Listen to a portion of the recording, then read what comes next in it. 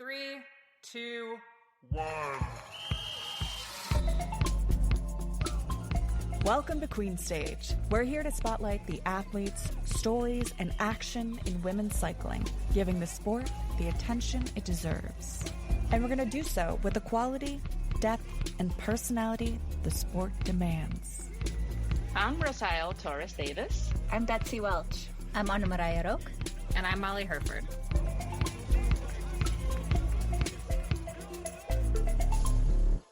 I was getting so nauseous, just like watching the final, 19K. I was sweating and just so nervous because anyone could win it. Yeah, no, I think I wasn't feeling as stressed as I've been in other races because I really thought that Bisma had it. And I'm just doing my little makeup for the podcast in the bathroom, looking at the iPad. And I'm like, they got it. Like PFP, she dropped Blancavas and got back on. She's going to give them a great lead out. And even when they got into the Velodrome and she gave it a great lead out, but then nope. Yeah. I do think I was like, no, when Marianne did not have it at the finish. Like you could just tell, oh no, she doesn't have it. What? Yeah. The surprise. 25 meters, you're like, fast. And then suddenly you're like, oh, not fast. Oh, no. Yeah. I'm in the van. If you're watching the video, back in the van again. And I think I must have I heard a dog howl because I was in here just screaming at the iPad. I think someone probably thought I was getting murdered in here or something. It's crazy because I don't know when Franziska Koch started her sprint. I couldn't tell how many meters there were left, but it looked like a long sprint. And so I thought, oh, okay, she's a rookie. She's going long. I don't know. I think Marianne can just come out of that sleep stream and really have it. But I kind of knew that, just looking at their body types and physiologically, I did think that Koch had a chance in the sprint because she looks like she can put a little power down when it matters. Oh, she does. But if you remember, she threw this kind of strange attack trying to get rid of PFP right before the Velodrome, which to me was her inexperience showing because you just wait and you're going to have a better kick. You're 25 years old, a sprinter. You're probably going to, Marianne is the GOAT. She's very smart, but she's also 38, almost 39. And has, you just sit in and wait. 1987. That's right. You just sit in and you wait till the last moment. And she did this attack and I was like, oh, this is her inexperience showing, especially since, she was all over the bike and Vos was so controlled. I was like, she's so in control. She's comfortable. She's enjoying this free ride. She's got this. And then she didn't. Does she not have the same kick anymore that she used to have? Did she... Franzi did so much work throughout the race. I was actually surprised how strong she still was at the finish. Agree. I'm not going to blame Vos's age on this. We know she's had a really difficult few weeks, right? She just lost her father. I imagine her training, frankly, has been all over the place. She missed the last couple of races. So I think you can kind of chalk that one up to just life circumstances that can either work really well for you, right? She could have been racing with a lot of heart and that sometimes works really well. Or you're racing with a lot of grief and, frankly, legs that haven't been getting to do this for a while, and that 100%, can work against you. So let's go with she hasn't lost that sprinting badassery. Yeah. No, of course not. And she's smart too. She's so smart, and they up until they lost it, the team actually played it really well. They had 2 cards to play. Mm-hmm. PFP let out a little bit of an effort in the first lap of the Velodrome. They did all the right things and just didn't have it at the end. I would never just chalk it up to her age. But yeah, it was man, I think everyone wanted her to win now. This not just a storybook win of the one thing that's missing from a palmares, but racing for Henk, her dad, who just passed away, and Henk was at all the bike races, every bike race I've ever been at that Vos was at. Henk was there. And so that's a huge amount of grief that she's racing with. And for that alone, I think the whole world was rooting for her. Yeah, absolutely. And we saw it at the finish line where she was shedding a few tears while, being calmed down by PFP, holding Ferrand-Prévot. That was such a close finish that it could just be so many variables throughout the day that maybe not getting the gel at the right time or having not slept an hour extra the night before or, having a saddle sore that's bugging you a little too much. I don't know. There's just so much. But no, great job, Marianne Boss. Oh my God, we're just such big fans of her. But I don't know. I think we've also been manifesting since last summer. We've been manifesting Franziska Koch as a rider to watch, as somebody who, despite her age, is not afraid of anyone or any type of stage or road or race. Like this is Paris-Roubaix. Loves an attack. Loves an attack. Fearless, truly. At the feed I was watching, they asked one of the commentators, like, who is she? And I was like, who is she? Where have you been? Like, she's one of the top riders this spring. She was, such a standout rider during the Tour de France Femmes last year. And again, she's only 25, and I just can't wait to see what Demi Vollering's wing woman, basically. If you don't know who Franziska Koch is, you have been under a rock, and please get out and watch some women's racing. And go back to our previous episodes from the Tour de France Femmes and listen, because we talked about Koch a lot. A lot, yeah. Yeah. Absolutely. Okay, should we get into the actual episode here? What do we think? Let's do that. This episode of Queen Stage Podcast is brought to you by Silca. If you're new to cycling, Silca is a precision performance brand that makes the tools serious riders actually trust, such as pumps, loops, chain walks, and a tire pressure calculator that pro mechanics use to dial in setups before races like the one we're talking about today. Silca supports women's cycling at every level, from the professional peloton to podcasts like this one. Learn more at silca.cc. I'm your co-host, Rosael Torres-Davis, and I'm joined today by Molly Herford. Hello. And Anna Maria Rook. Hi. And today we're breaking down the Paris-Roubaix Femmes, the Hell of the North, the Queen of the Classics. And later this episode, Josh Poertner, the CEO of Silca, joins us for a tech segment, so make sure you stick around for that. But first, don't forget to tell all your friends about this podcast, and remember to subscribe and leave us a rating or review to help others find the show. And if you have race-related questions, tech or mechanical questions, or even a hot take that you'd like for us to read on air, send them to us at info@queenstage.cc or reach out to us on social media. We're on Instagram at queenstage.cc. Awesome. And if you are new here, we should probably start by introducing ourselves, since you've now heard our opinions on everyone in the peloton. So I'm Molly Herford. I've been a cycling journalist for going on 2 decades now, which is horrifying to say. I'm also the founder of Strong Girl Publishing, and so excited to be on this podcast. I'm Anna-Maria Rook. I'm originally from the Netherlands, which is why I have this accent. I am the North American editor at Cycling Weekly. Like Molly, I've been in this business for a very long time. I used to race bikes myself, and nowadays we talk about women's cycling because it's very exciting. Thank you. And I guess I should do the same. My name is Rosael Torres-Davis. As I said before, I'm a former editor at Bicycling Magazine, and I've been freelancing now for publications like Cycling Weekly, Cycling News, and others. I used to race at the amateur level. I race track, cyclocross, road. And lately I'm just a recreational rider, enjoying some slow bike riding in the woods, specifically mountain biking.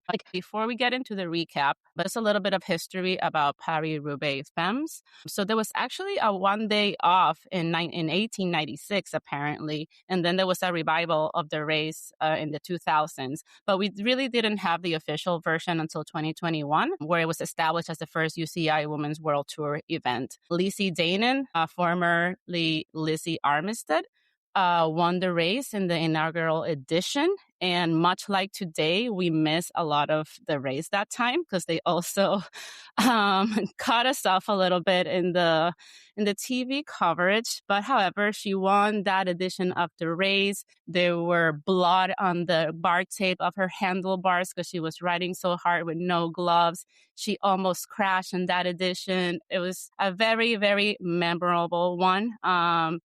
Basically, we've had 6 editions since, including this year's. The race covers around 124 kilometers and has a lot of the same legendary cobbled sectors that the men's race has.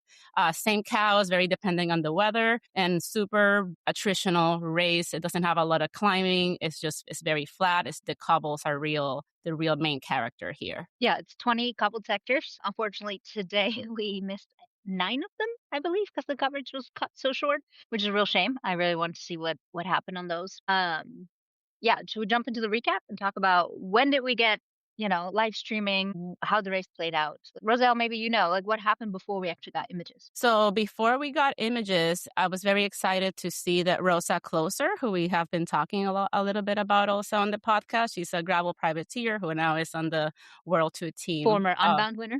Yeah, former Unbound winner, racing for Canyon SRAM. She was away for a little while at the beginning of the race. She got, I think, the biggest gap she got was 1 minute.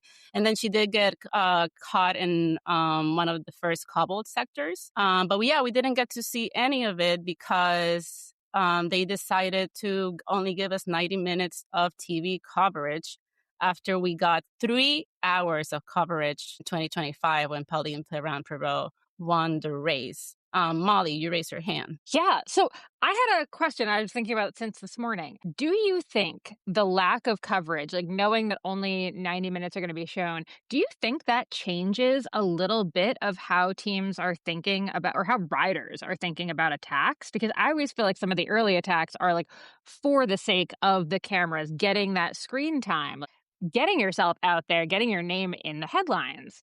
And when you don't have the video cameras following you, does it actually impact how many people are willing to go on those flyers that they know aren't going to hold, right? Like Rosa was not thinking, I'm going to solo to the win. She's thinking, I'm going to get in the news.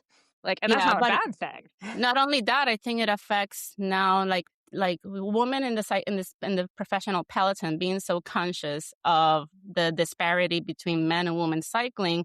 I'm sure they're also having to do the extra labor of thinking, oh, if our team has the winning attack and it's not covered on the TV, is it going to be as good for us PR wise, marketing wise? I don't know. Maybe that's not happening, but I could see that type of thinking happening because you want to maximize your coverage so your sponsors and your teams can use it. To show their resume. But anyway, I do want to talk a little bit about that because I think it is important to know how this decision came to be very quickly.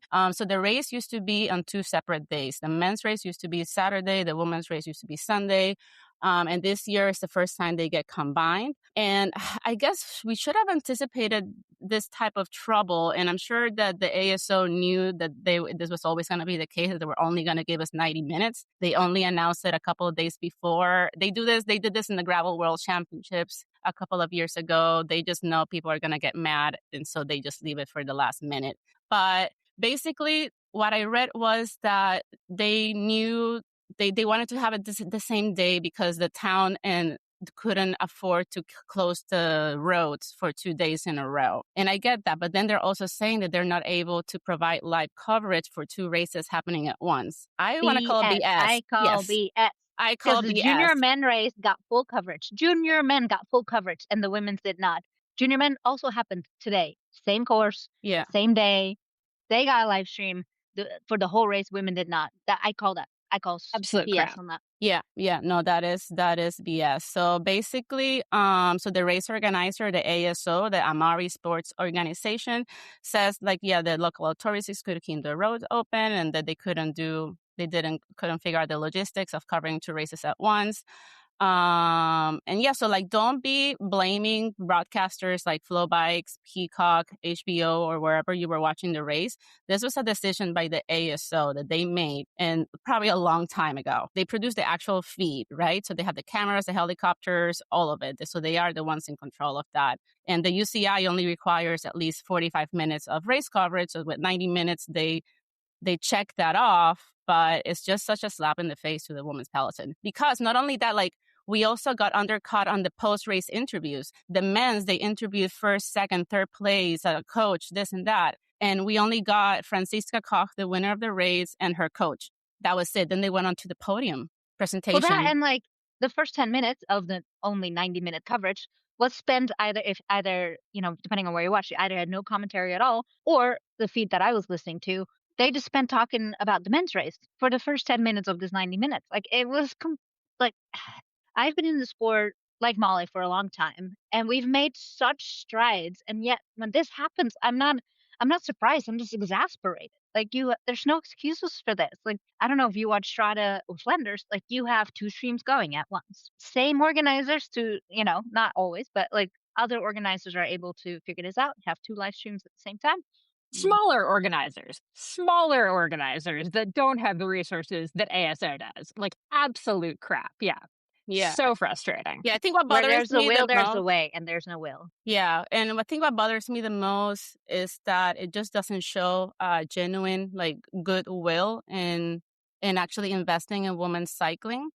And I just don't get it, because there's so much data out there from other sports that are saying this is a trend. Like, invest in this if you want to grow your sport that's already niche and struggles to stay popular, and et cetera. Yeah. So here's where I had such like an ethical dilemma almost, because I was so mad at that coverage thing that I almost was like, you know what? Screw it. No, we shouldn't cover this race. They don't deserve to be covered. The problem is the women deserve to be covered. And this is where, like, I always get on my soapbox about the races that were women only or have been doing women's iterations for even longer. We get so excited about these huge races, like the big men's races that add a women's race. We're like, yay, well done. And then they do stuff like this. So this is why I feel like we need to cover more of these women only races, and maybe Very true. stop giving so much credit to these men's races that are adding women's race. I don't know. Very angry. Yeah, no. And so do we just want to jump back into the into the recap? So what happened next? What did you see when you were able to see live images? What were you able to see? Do you even have commentary? Because I heard some people didn't have commentary for 10 minutes straight. Where did you all watch? So I watched on Peacock. The commentary was actually quite good once it did start. And I watched it. I actually found a stream on YouTube, but I think it was a pirate stream. So, but it was on YouTube. So I don't know. Yeah, I watched the Belgian feed on Sporza. Nice. Was it good? Was the commentary good? Yeah, it was all right. It's yeah, my only critique was that the first 10 minutes was just the analysis of the men's race. The men's race, boy, oh boy. Yeah. All right. Boycotted the men's race. Side note, Rosael, when you texted us this morning and you're like, did you watch the finish of the men's race? I was like, I purposefully did not watch it because I didn't want to give them a view. I wanted specifically my Peacock viewership to be like, oh, wow, this person bought Peacock just to watch the women's feed. Yeah. Well, I guess I was also hoping sometimes they give you an update and a screen-to-screen update of where the women's race is, and maybe you'll get some kind of clue. But yeah, that did not happen. Also, West Coast, it was like 6 a.m. I wasn't going to get up and watch it, to be totally honest. I was at a campsite. Yeah. But our text thread was so good this morning that we are going to have to put clips of it onto the Queen Stage Instagram, because we're all watching. And I think, Rook, you texted and said, like, who do you think is going to win? And I think I said, I would love to see Koch or Voss take the win. And like, I think literally 15 seconds after I said that, suddenly, like, boom, that attack happened. And it's Marianne Voss, Franziska Koch, Pauline Ferrand-Prévot, Blanca Voss, just up the road. Yeah. You guys think if it's going to breakaway? Question: 3 out of those riders have done really well in cyclocross. Rook, do we know if Franziska Koch is a cyclocross racer as well? No, I know she's on some mountain biking.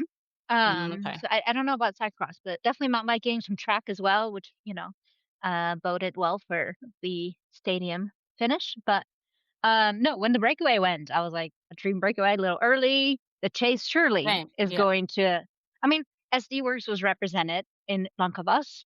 Visma Lisa Bike obviously was really well represented. And then we had FDJ. So then who does it come down to? Little Track. And they definitely, they wanted Lisa Balsamo in there. Wouldn't they want her in there? Yeah, but actually I think we didn't see it in the pictures. Elisa Balsamo either crashed or had a flat tire. She had a flat. Yeah, flat tire. But either way, there were plenty of teams left that had to do the chasing. What surprised me wasn't that breakaway, those 4 riders were able to stick it. What surprised me was that it wasn't more of a chase effort. I mean, there was plenty of time to reel them back in. Yeah, that made me nervous just thinking about I won Paris-Roubaix, considering that it was only going to have 90 minutes to have an exciting race, and I didn't see like a strong chase happening. But then it kind of did get activated between like Lotte Kopecky and shout out to Megan Jastrab, American, who finished actually 5th place.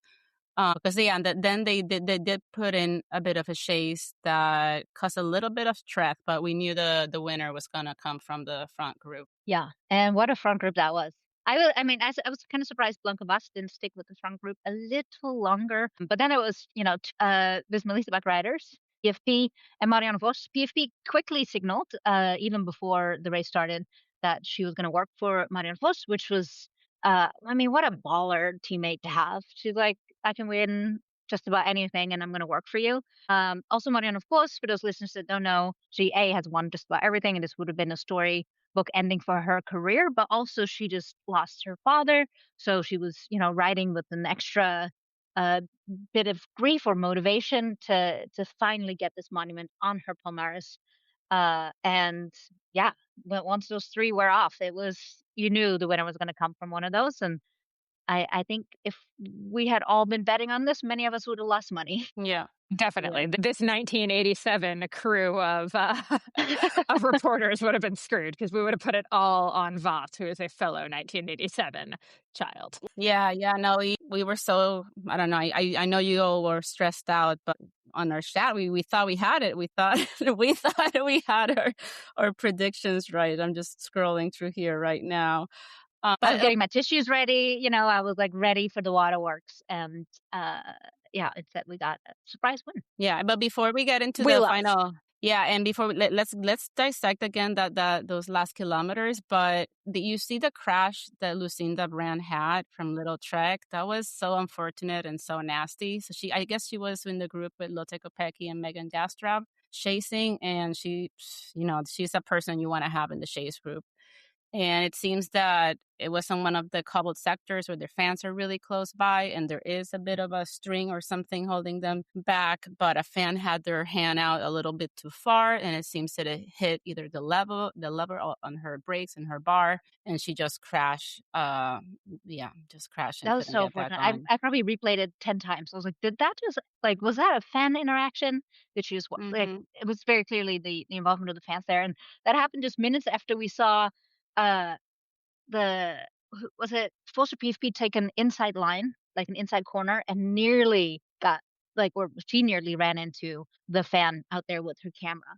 And I guess this has been a big topic in cycling in general. One of the beauties of the sport is that fans get just incredible access that you don't get in any other sport. The question is, though, is it becoming too dangerous? So we move fans to a bit further distance. Like this kind of these crashes and these near misses are part of the course these days, and that really shouldn't be the case. Yeah. It does seem like, why can't we move the fencing back just like another foot or two?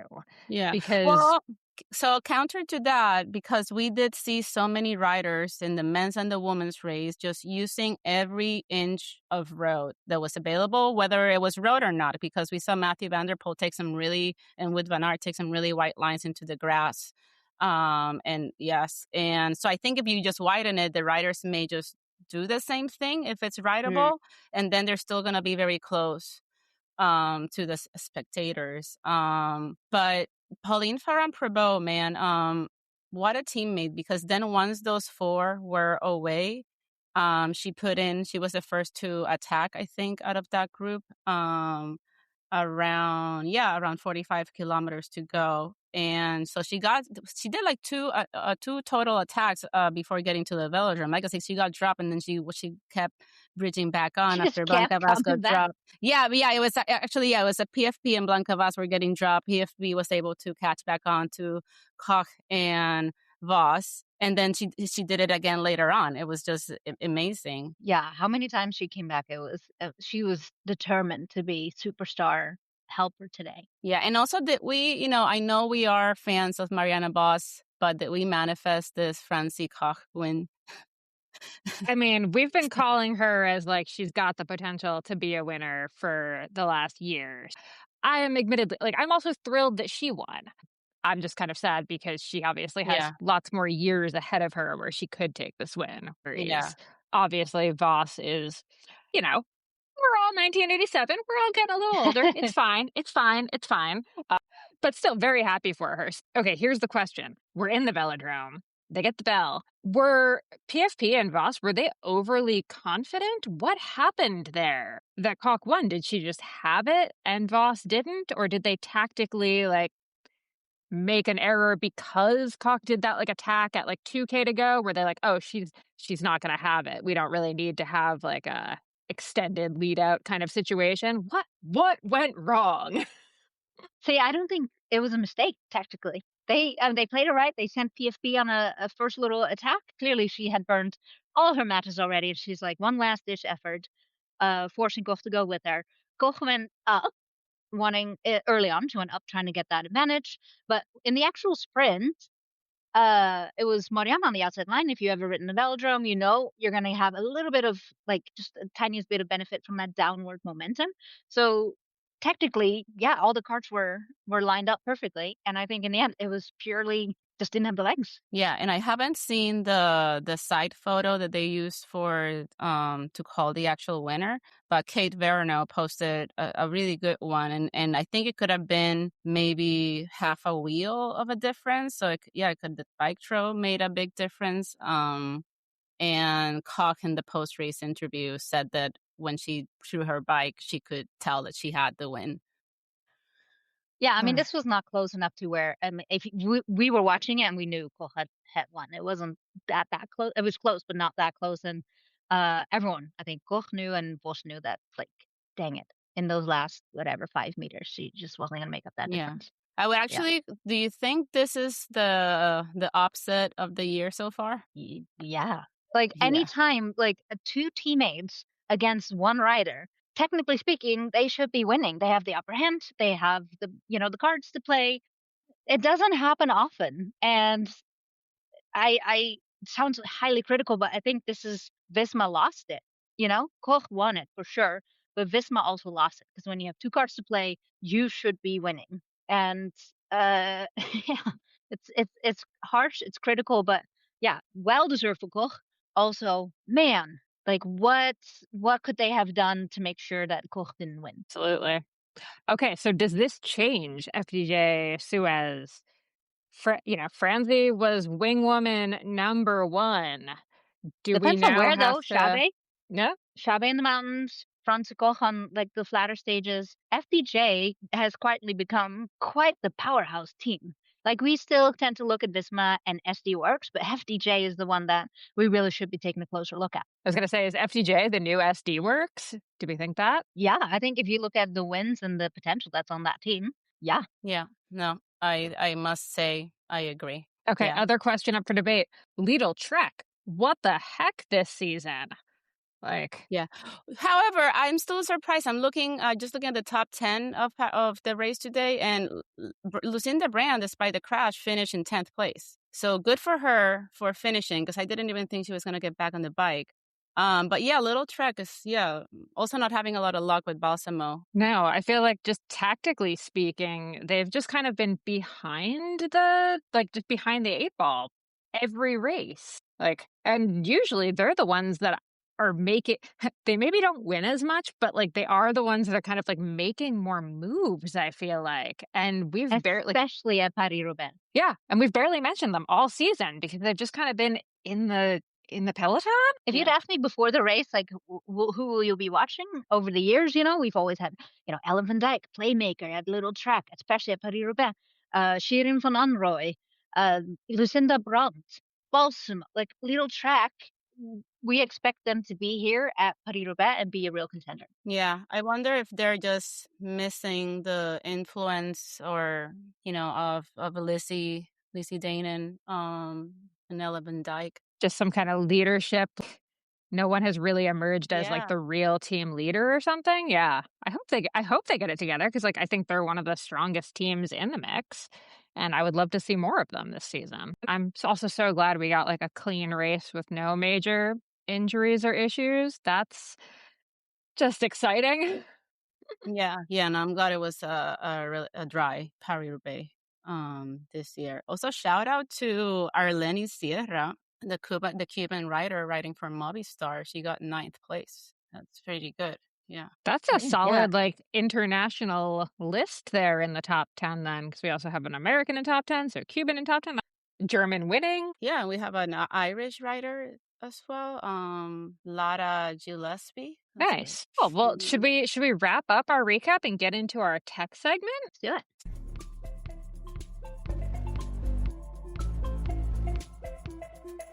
It's time for our tech segment, and today we have a special guest, Josh Poertner, the owner of and CEO of Silca, and a former technical director at Zip. You spent there, 15 years? Yeah, right about 15 years. 15 years, and then you bought Silca in, 2013? End of 13, yeah. We restarted December 13, so yeah, it's been almost 13 years. Crazy. But Silca's been around since 1917, and Yes. you have since then completely reimagined what the brand does. Can you give our listeners a little bit of background, not just on you, but also what Silca is today and what products you produce? Sure. Yeah, so Silca 1917 founded as a pump company and actually was producing for automotive, scooters, motorcycle, and bicycle. And then post-World War II, where the factory was bombed flat by the Allies, it was rebuilt. And, post-World War II, Italy was quite poor, and so really focused on bicycle first. And I think continued to produce for Piaggio and Ducati into around the 60s, and then went bicycle only from the 70s onward. So, and then it had gone bankrupt in 2013, and I was able to purchase the trademark out of Italian government receivership, and then had to start everything from scratch because there was nothing left. And so today we still make the classic Silca pumps, but I've brought my engineering side of things and from my tenure at Zip and all the things that we've learned there. We've branched into lubricants, waxes, cleaners, a lot of work with tire pressure calculator. I think we have the calculator that pretty much all the pro teams are using. And then we also have a side of our business that does consulting work. And so this year is actually the first year that I'm, first year in probably 10 that I'm not over for the Flanders-Roubaix week, because typically I'm over there with various teams helping them set their tire pressures and make certain choices and decisions. Yeah, Josh, follow-up question. I'm interested to know what made Silca attractive to you when you were looking to buy it? How did that happen? Oh gosh, I bought my Silca pump when I was 15, and I was working in a bike shop for a guy named Dan Casebier, who was an ex-US pro, Weedy Schwinn rider, and just a great all-around guy. And he would only sell Silca pumps, and I was like, remember being a 15-year-old kid at the bike shop going like, man, I don't have $80 for a pump. And he just goes, look, kid, there's two types of pumps. There's Silca and there's crap. and so I bought my Silca pump, and it has just worked I just love the brand. And so when I heard the brand was dying, I just thought, oh God, it's just such a shame to let such a cool, classic brand like that go. And then the ideas of, what could we do beyond pumps?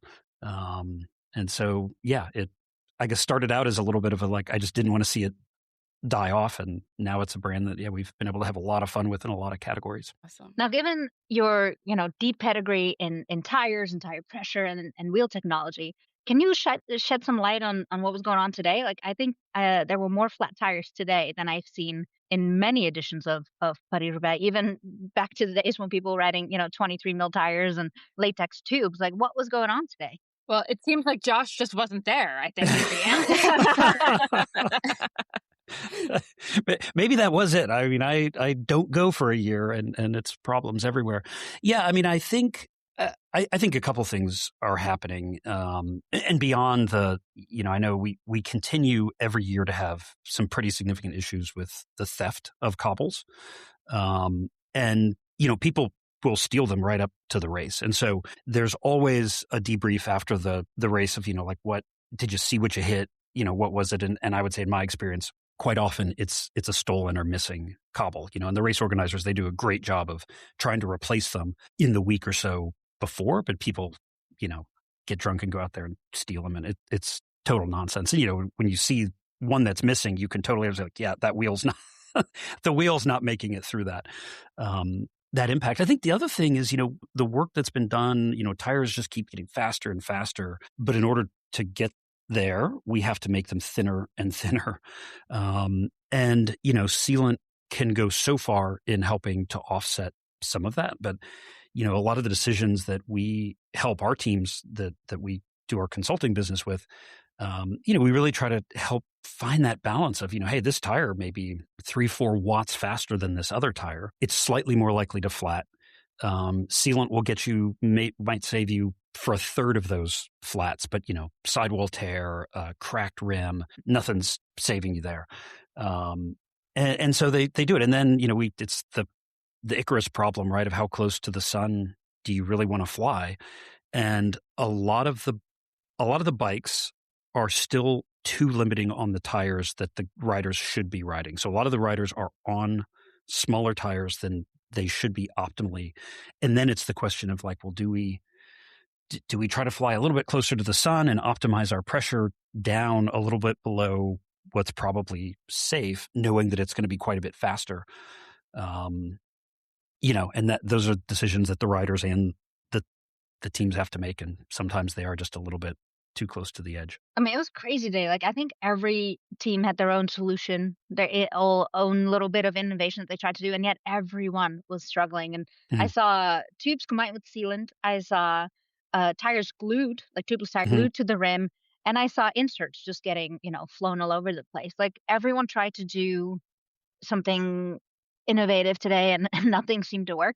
Is there a certain amount of just the sheer race speed that plays a factor as well at how fast they're hitting these cobbles? Absolutely. Yeah, absolutely. I mean, you think of the energy in the system, is on like the square of the velocity, right? So as they go faster, the energy of every impact goes up. And, I think it all, we use a lot of sort of mental models, but, the one for your tire casing I always like to think of is, it's essentially 2 plies of fabric. Some have a third ply, like a breaker strip in them, but the fast ones are typically 2 plies of essentially like your fabric that's barely stitched together. So it's almost like unidirectional carbon fiber. And, as you're going faster, that thing that you're hitting, that edge, that corner, that, whatever, is, like I said, going up at the square of that velocity, right? So the speed is a problem. And then that's also where the tire pressure is such a balance of, as the pressure goes up, it becomes much, much easier to cut that casing. But as the tire pressure goes down, it becomes much, much easier to break your rim.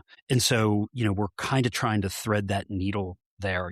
The one I was using, say, if you had like one of those big mop heads, right, with the long cotton tendrils, right? If you try to cut that, with a knife, just letting it dangle, you can't do it. But when you start to pull tension in those yarns, right, they become much, much easier to cut.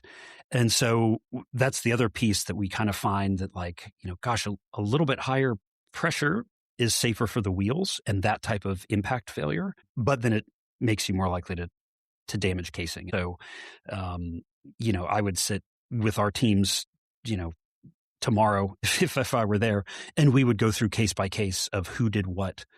Because again, especially with a lot of the teams, like I said, the guys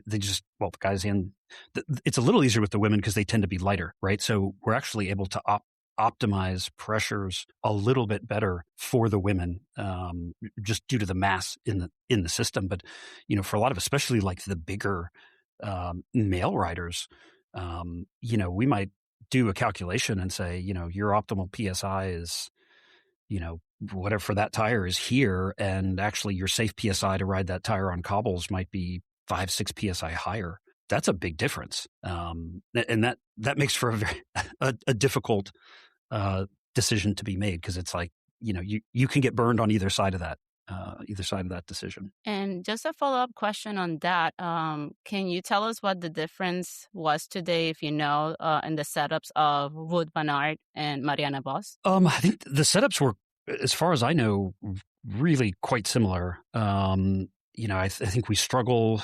The wind is always an issue, right? And so up until the last minute, we always kind of struggle with the decision of how deep to go on the wheels. And I know this year we had, in a number of teams, the sort of like mullet setups where you might be riding like a shallower rear wheel and a slightly deeper front.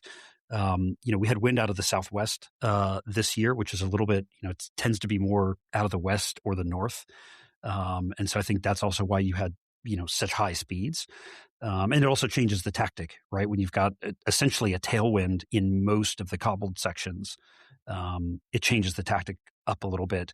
And it also eliminates a lot of like the really brutal crosswind racing that can happen some years, like, when the wind's out of the north, some of that echelons forming on the paved sections, which a lot of them tend to be, especially towards the end of the race, you have a lot more like east-west running paved roads and then more north-south running cobbles kind of on average. But yeah, I think Visma men and women running, the 32 millimeter measures out to about 33 on those wheels. Reserve tire, which is really the biggest tire you can fit in that bike. I think, if I calculate it out, Wout ideally is probably on a tire at least a millimeter bigger. For the women, they're actually right about perfect right there. 32, 33 is nice. And then if you saw Tade's setup, he had this 35 millimeter tire on the super wide Envy. It calipered at 38 millimeters in the front, and that thing was pretty wild. But that bike can't fit a tire nearly that large in the back, and so he was, I think, running a 32 that calipered around 33. But I was certainly thinking about him in that sprint, because that front tire is probably costing him 3 to 4 watts all day. And so 3 to 4 endless watts, right? That's calories burned. That's, calories that need to be replaced. And then certainly in the sprint, it's working against you as well. So, I mean, he, had he lost the sprint by a tire width, I've said that was the tire. It turned out to be a bike length. But from just a fatigue and a calories burned perspective, that's a hard one to say how much that tire really helped him versus it's pretty easy to calculate, how much it hurt him. So non-zero in the in that category. I mean, pro racing is all about marginal gains. With this tech that we're seeing at races like Paris-Roubaix, what of this tech is actually worth it for everyday riders? Like, if you and I were to go out to Paris-Roubaix and ride Arenberg or something like that, what would your setup be? I'd be on a gravel bike with like 50s. I have ridden the Arenberg Forest many times, and I mean it's for the other thing that's a change that we think of a lot is like the aerodynamics are nonlinear to velocity, right? So you think of like as speed, say speed doubles, your drag will go up by a factor of 4, but your power goes up by a factor of 8 because it's a cube relationship. And so as you're going faster, the aero is becoming significantly more critical, right? And so like watching, in the men's race today, I mean, there were sections there where at the end, I mean, Tadej and Wout were doing like 53K an hour for a lot of that. And that's where I'm thinking like, oh man, at 53K an hour, that 38 millimeter tire is not your friend, Tadej. Right? It is not your friend. Whereas, like the women's race being slightly slower, not all that much, but a little bit, the aero it's becoming, you're in that steeper part of the curve, right? So aero is actually, let's say a lot less important, but it's notably and measurably less important for the women. And so then we really want to focus on some of the other things, like, it's better to put more time and energy into, say, rolling resistance and comfort, things like that. And so, you or me and you're, I'm sure, way faster than I am, going even slower, right? If you're trying to ride the Arenberg at, 30K an hour, which is probably about a minimum speed that you can stay upright or not get stopped, right?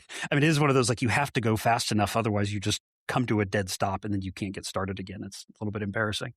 At the speeds that, I would be riding at, I would like bias and balance my own performance factors way, way, way towards rolling efficiency and way against aero, because I'm just not riding fast enough for the aero to offset that. So yeah, I mean, 50, 55 millimeter gravel tires in the Arenberg would be first. just about perfect. I've ridden like a lot of the climbs at Flanders. I think, like a 34, 36 millimeter tire is just about perfect there. And for Roubaix, I would definitely, it's nice to have something a little bit larger. Do you think there are any tech gaps still between like the men's and women's cycling gear at that level, especially? I mean, the teams that we were, so, we have UAE and Visma men's, and then we consult with about 4 other teams.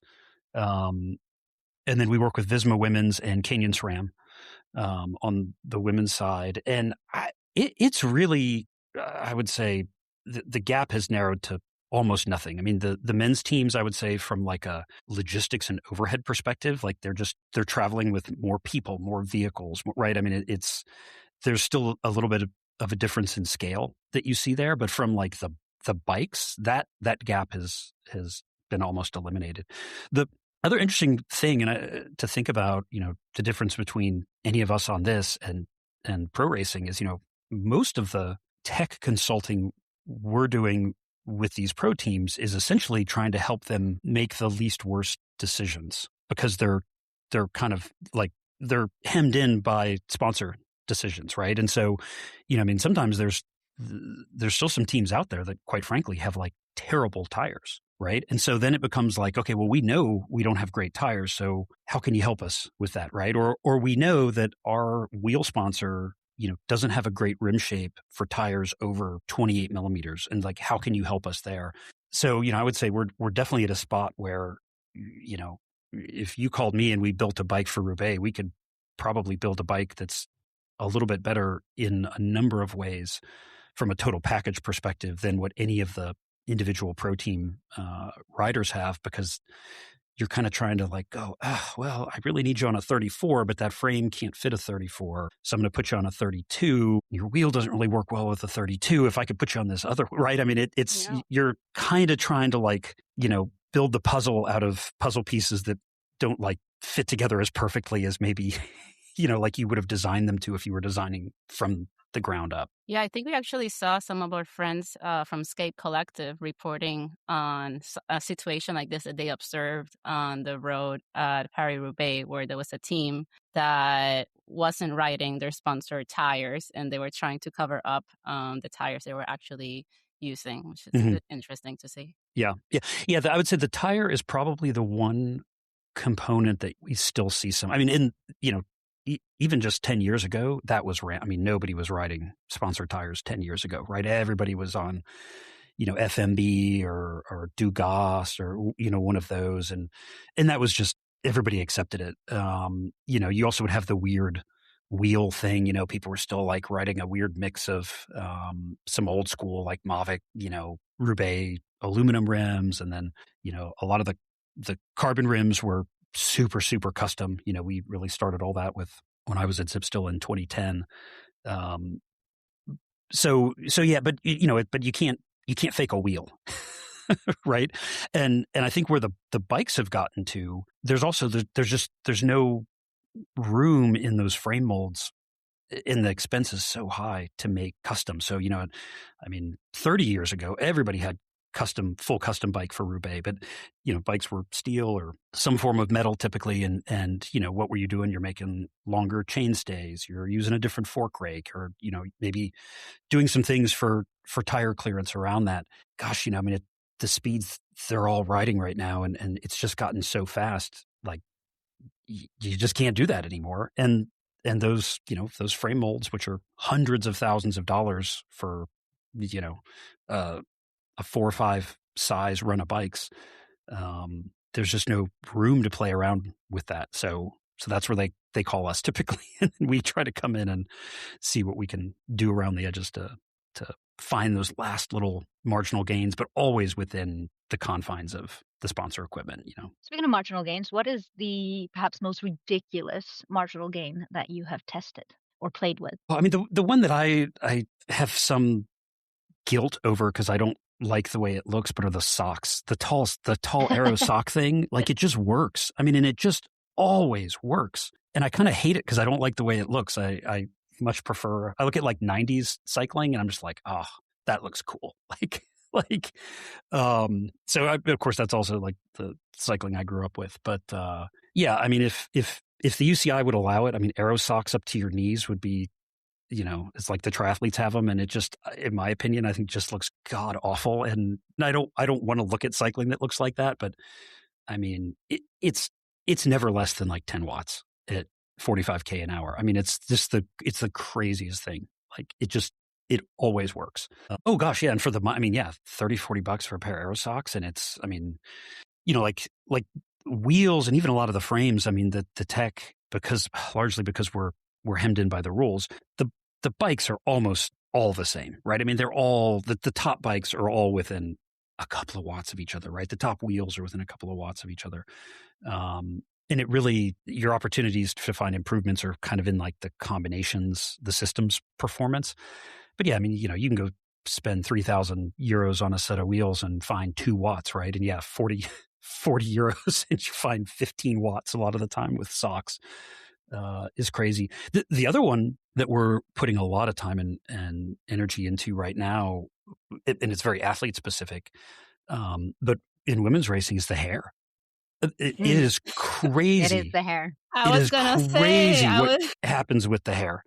And like over the course of the race, so like we actually just did a thing with Paige Onweiler at the Auto Research Wind Tunnel here in Indy.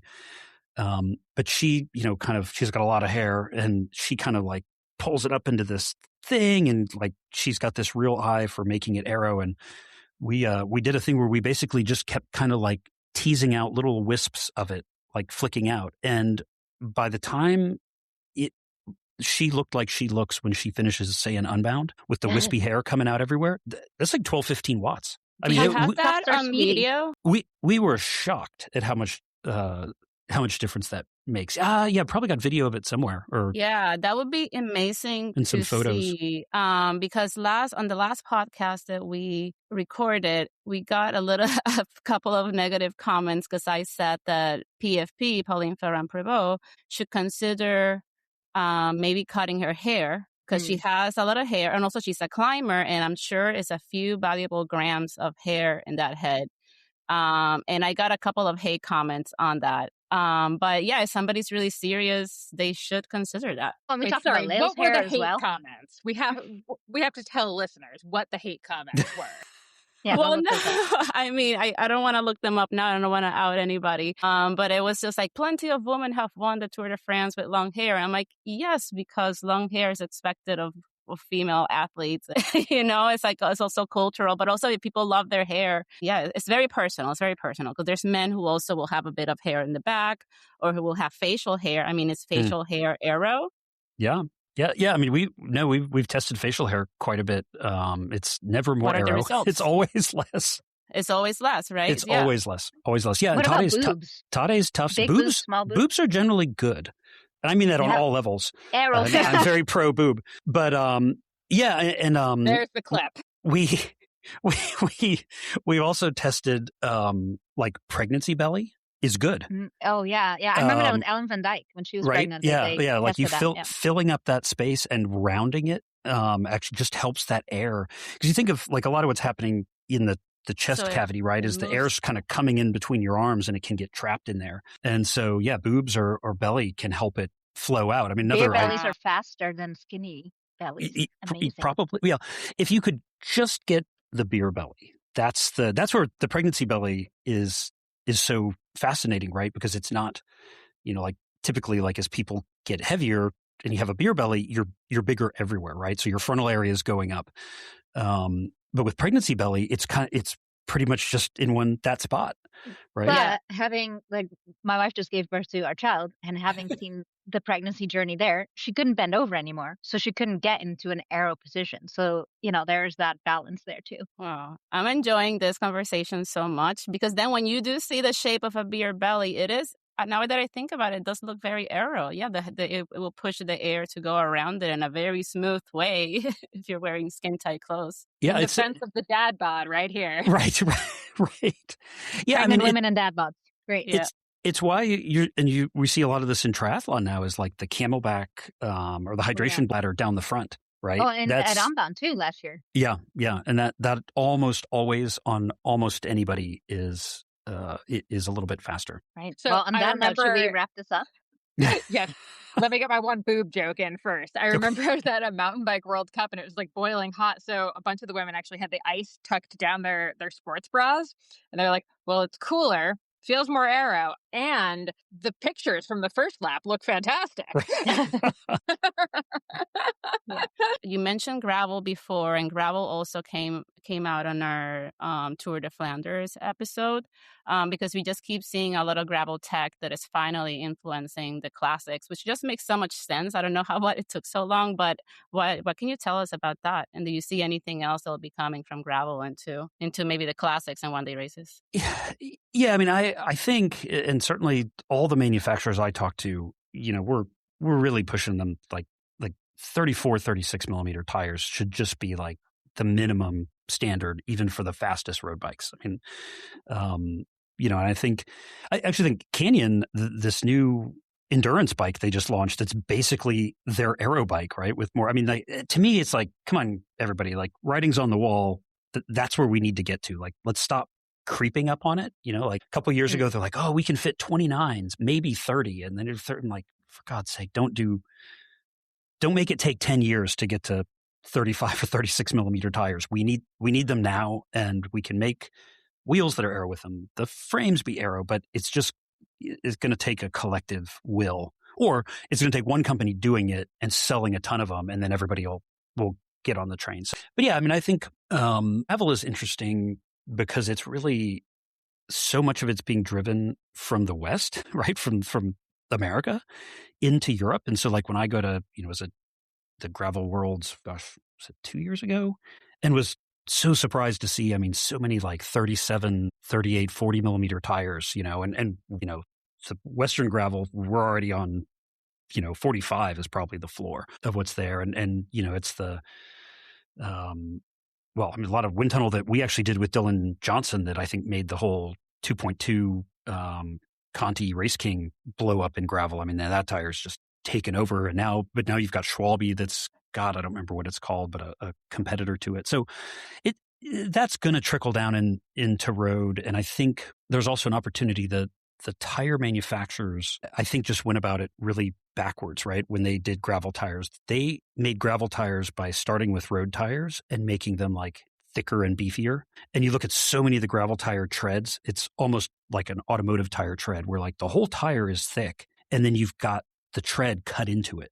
And what they really needed to do was start at mountain bike tires, right? Which is basically a casing with knobs growing out of it and go backward, like make a lighter weight version of that. That's what gravel tires should be.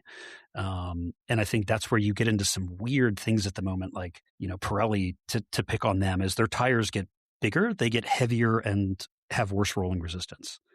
And in fact, they should be the opposite of that, right? The pressures are lower.